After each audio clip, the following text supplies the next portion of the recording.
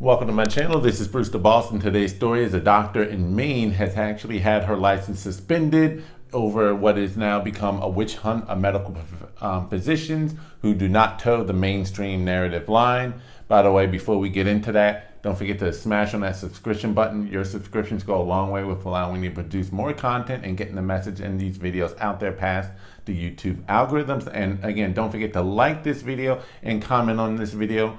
Those who are already subscribed, your interactions go also a long way in furthering getting this information and these videos out there against all odds of the YouTube algorithm. Article from the Miami Herald talks about or reports on doctor losing license, must have psych evaluation for COVID falsehood, board says. This story was broken on Friday, January the 14th, 2022, where apparently Dr. Merrill J. Nas, who got a license to practice medicine back in 97, so we're talking about over 25 years, had her license immediately suspended for 30 days after the board in Maine started an investigation and review of complaints against her on January the 12th, according to the suspension order from the Maine Board of Licensure in Medicine.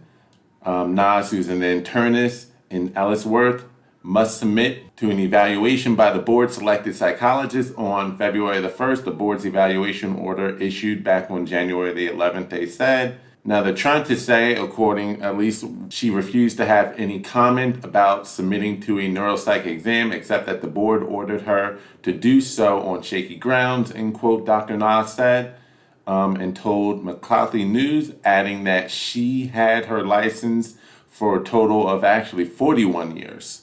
The information, and I quote, received by the board demonstrates that Dr. Nas is or may be unable to practice medicine with a reasonable skill and safety to her patients by reason of mental illness, alcohol, intemperance, excessive use of drugs, narcotics, and or the result of mental or physical condition interfering with the competent practice of medicine, end quote. The evaluation order states the complaints against Nas include how the board was told she engaged in, quote, public dissemination of misinformation about the current pandemic and the big pharma answer to how to resolve this in a video interview and on her website. The board said about the October 26, 2021 complaint, it lists several comments Nas made that were subject to the board's investigation. Roughly 10 days later,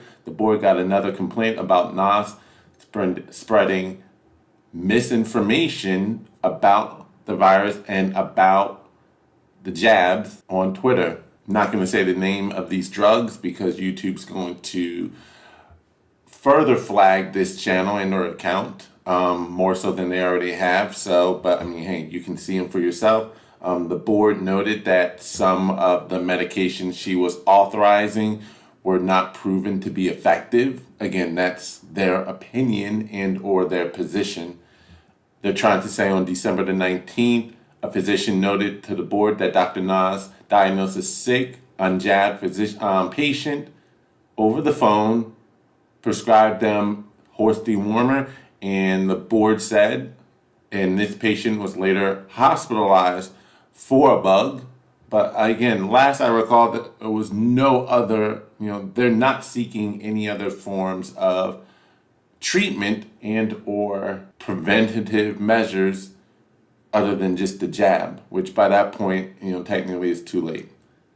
The board said that Dr. Nas said to them in a Zoom meeting that she did in fact lie and said that patients had Lyme disease so that the pharmacist could dispense medication only because she lied, which I'm going to pause here. I honestly don't have a problem with that because we have all seen plenty of videos that have now been removed from the internet, particularly Twitter, under guise that unless if someone authorizes the dissemination of themselves being recorded, they're not going to allow it. But we've all seen the video already too late of individuals going to pharmacies. In particular, I recall seeing one at a CVS here in San Antonio, Texas, where a pharmacist refused to fill a prescription given to a patient by their doctor therefore interfering in the patient-doctor relationship and or course of treatment. And I'm like, what right do they have to not fill a prescription prescribed by a doctor? But it's gotten to that point, and I'm all with that in her trying to do what she feels is best for her patients. So I don't think that should be punishable given the situation that we're currently in. They say that Dr. Nas says she believes that the jabs are preventative, but that they may not work anymore against the Omicron variant. Now, if you read this, you would think that not only is Dr. Nas some kind of a kook, crazy, definitely has her issues, and who's lodging these complaints? Are they from actual patients? You would think. But I also want to present her side of the story. As mentioned here, she does have a website of her own that I started to look into a little bit. And she does also have a section specifically relating to this exact article and what's actually happening in the censorship tactics. So I did want to also share her side of the issue and what's going on. So just a few points I wanted to note out is one, she's claiming that there's not a single complaint to the board by a patient of hers, not a single one. I think that's very important to know because they talk about complaints. If it was from patients, okay, that would be one thing. But if it's not from any patient of hers, then who's lodging these complaints? It sounds like an active case of censorship. Two, let me go back to that one. If none of her patients are complaining and they are loving her treatment and what she's doing, and if it's working for them, who are they to get involved? Two, I have never been accused or charged of malpractice, not in the 41 years of practicing medicine.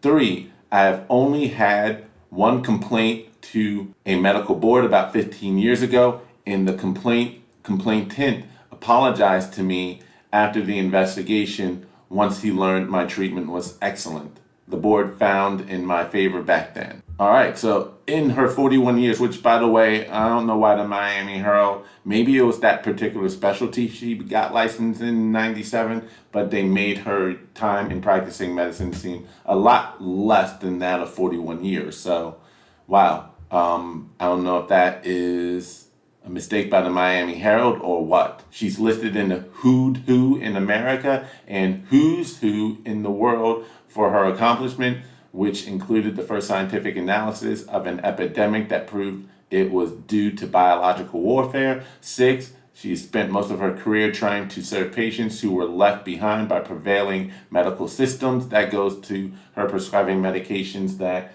are not in the mainstream. A lot of pharmacists are refusing to fill, and her doing what she needs to do to ensure that they can get the treatment that they need, especially in an era where apparently big pharma and even now pharmacies think they know better than the doctor and or the patients and the discussions that they're having with their patients in terms of course of treatment. 7, she's charged one-time fee of $60 to treat the current Modella virus. This included as much treatment as needed at no additional cost. Hey, that's great. She reminds me of the character Dr. Andy Brown from Everwood, who would treat patients for free and wasn't charging anyone. And that's it. That's her side of the story. She feels as though this is just an attempt to further censor anyone that doesn't go with the mainstream narrative. So it seems that if you don't support jabs that the CEOs of Pfizer and biotech have now deemed practically worthless, and you treat patients with usually effective legal medications, then you must be stopped. Now, this is not the only time that this has happened. Now, Dr. Nas is not the only physician to succumb to such scrutiny. We have a Dr. Scott Jensen in Minnesota who's been a physician also for many, many decades, I believe 40 years plus, and also running for Congress, who's been outspoken about this, has had his license investigated numerous times. Let's take a listen. If it can happen to me, I think it can happen to you. I've said that over and over again. Last night at 11:30, my wife and I got home after a 40-hour whirlwind in northwestern Minnesota, visiting some 7 different cities and providing support for Dr. Jeff Horrick, a surgeon who was fired because he spoke at a school board meeting in favor of allowing masks to be optional for kids. So last night I get home and I open up the mail, and for the fifth time my medical license is being investigated. This time there are a half a dozen complaints.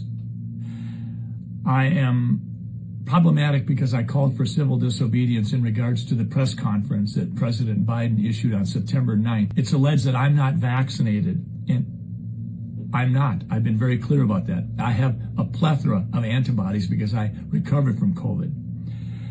I'm inappropriately recommending against children wearing masks in schools. Last I checked, school boards are making those decisions. I have my opinion, and I'm entitled to those.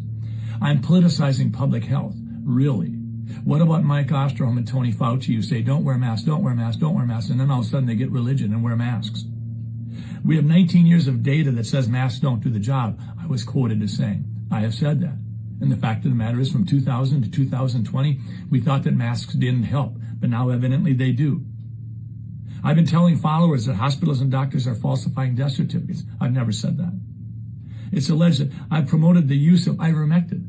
That's a decision between a patient and a doctor. And I think Joe Rogan might have weighed in on that. And I hear that there are several hundred members of Congress that may have also benefited from ivermectin. And I'm inappropriately promoting the benefits of natural immunity. Inappropriately promoting the benefits of natural immunity. Okay, so I'm going to be responding to these complaints. I looked at my wife this morning and I said, sweetheart, I am sorry I'm putting you through this.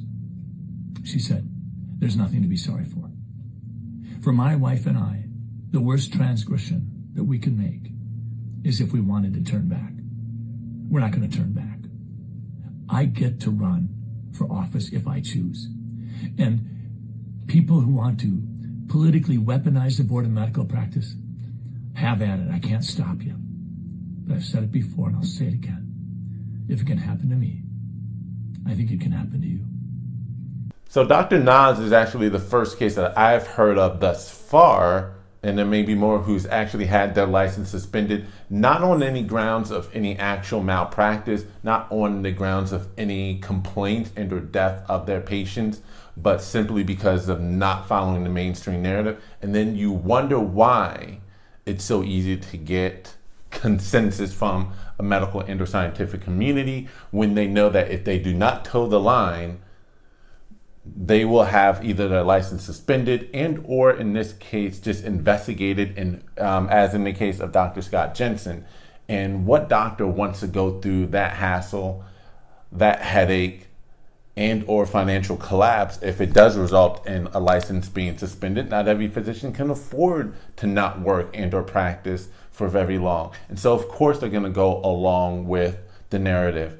There used to be a time when a doctor will take all available information, diagnose, look at their patient's history, their condition, and try a variety of different treatments and or medications to see what would work, so long as they knew it would not result in any further harm or injury or especially death to the patient.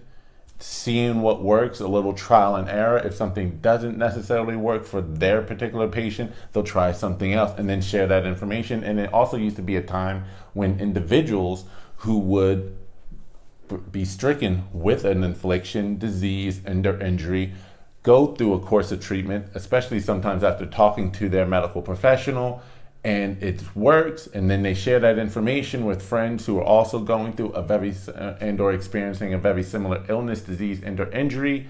Say, hey, this is what worked for me, why don't you try it out? And we have now entered an age where you are not allowed to have those conversations, apparently, especially not online, on social media platforms like YouTube, Twitter, and or Facebook, Instagram.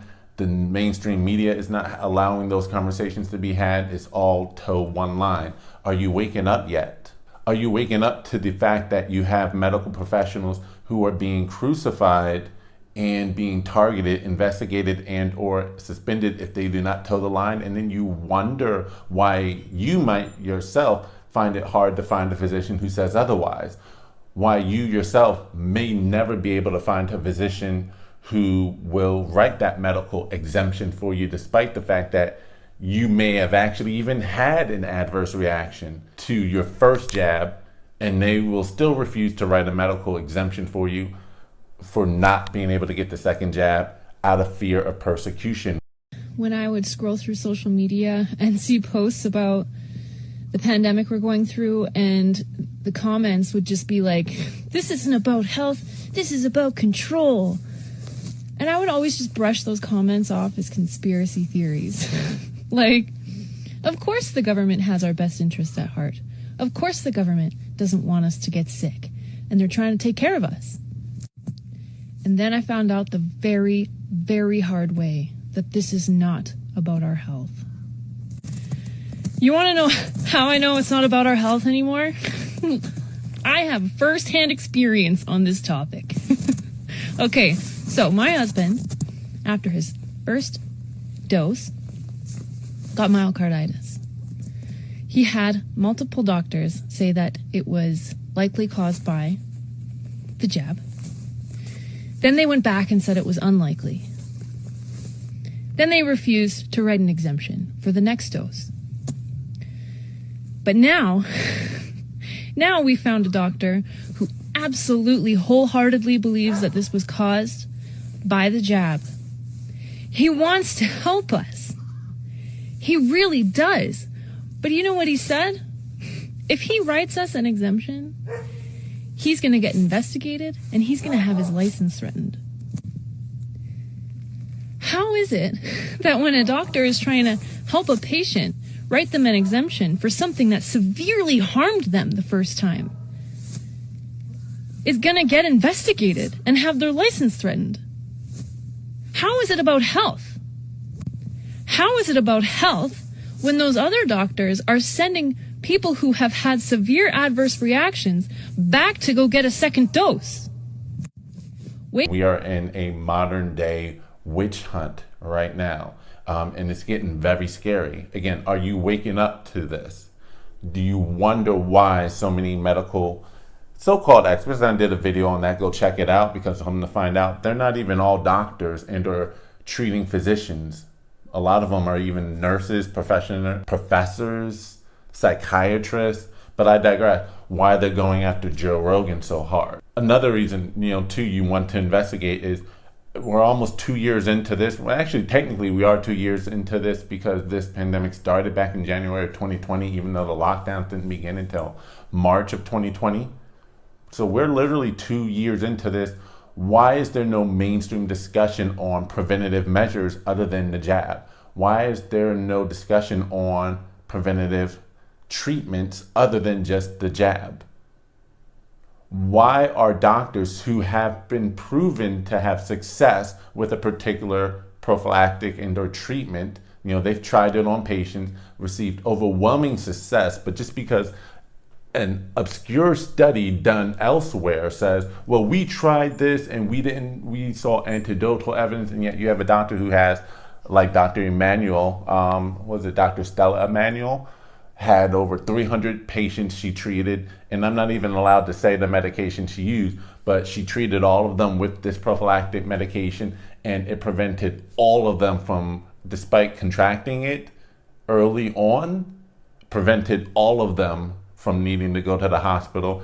And she herself prescribed this for herself as well as her staff, and they never did certain other preventative measures, i.e. face coverings, and they themselves never contracted the bug.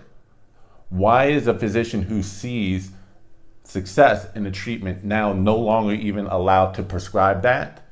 Why are they no longer allowed to talk about that? Why are pharmacies allowed to not even fill said prescriptions?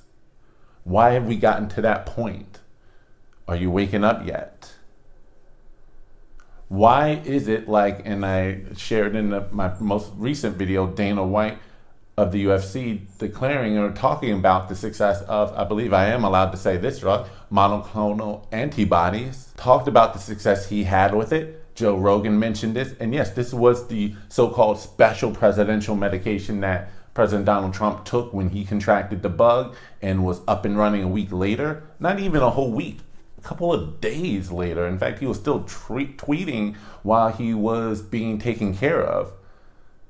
We heard Tim Pool took it And despite having the worst of symptoms prior to being treated for it, within 12, 13 hours later, he's like, practically 100%. And now we're seeing government agencies going out of their way to prevent the supply chain of monoclonal antibodies to the point where you couldn't even get it if you really tried, or you really, really have to try. For instance, the Hill Rising's Kim Iverson mentioned how recently her father came down with the bug. She, fully aware of the successful treatment of monoclonal antibodies, tried to get that for her father, and even someone of her resources and or means could not get it for her father, and luckily he's doing pretty well for the most part, according to her recent tweet. Why are they preventing any other forms of treatment from happening? Are you waking up yet to what's going on? But that's the video of just the attacks by and or on medical professionals from being able to do what they've always done best, and that is look at a situation, throw some darts at it, like let's try this, let's try that, see if it works, so long as it doesn't provide additional harm. Again, by all accounts, according to Dr. Nas, not a single one of her patients have complained about her. This seems to have come from the board for her simply going against the narrative. That's all. They cannot point to a single patient of hers, apparently, who has come forward and say, she did X, Y, and Z, and look at my condition now, it's somehow worse. Not one. Not one. This is all coming from the board not agreeing with her stance, but nothing against any adverse harm being done to any of her patients. Same thing happened to, again, Dr. Stella Emanuel at the White Coat Summit outside of, I believe, the steps of the Supreme Court back in 2020 by the Frontline Doctors of America, headed by Dr. Simone Gold. That's what really turned me on to wanting to speak out and have a voice. They tried to deem her crazy, some crazy voodoo witch doctor, despite the fact for presenting the successful use of a particular drug, to which, again, I'm not allowed to say and or have to self-censor here on a YouTube. They could not find one patient of hers in which she treated with this medication who said it did not work successfully based upon when it was administered and or given. Big Pharma has now become your ruler, your government, your overlords. You gotta wake up and peep what's happening. Fight against it. It's nothing against you deciding for yourself and on your own based upon your unique situation as to whether or not you want to get the jab or not. I think that should be a decision between you, your family, and or your healthcare provider. But it's the bigger picture of what's going on and what's driving a lot of people to that conclusion.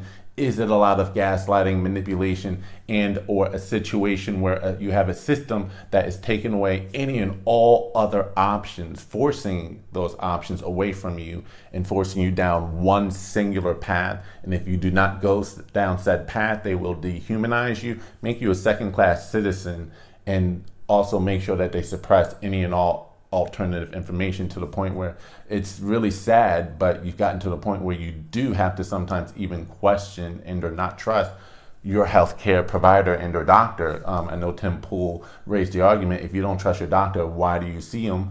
Unfortunately, we've gotten to a point where unless if a physician like Dr. Jensen, Scott Jensen, and or Dr. Nas there are willing to put up with the headache and the fight itself, because it is a fight, they're just going to go the route of the mainstream narrative. And you have some people who live in a town where they may not have as many options. So it's either that doctor or no doctor at all.